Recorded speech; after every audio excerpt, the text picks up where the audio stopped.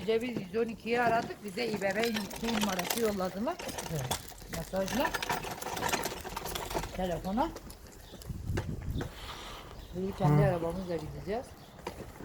Bekleyin dedi, size mesajı yollayalım. Çıkış izni.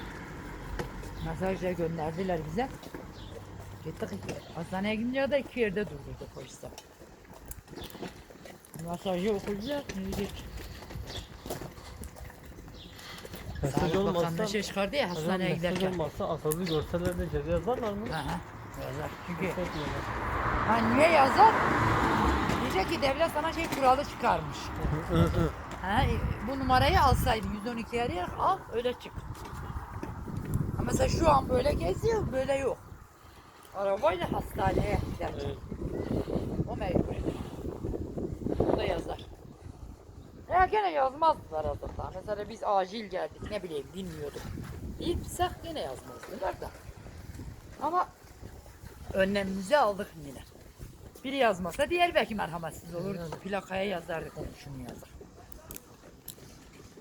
Ama o şekilde mesajı okudu yazmıyor.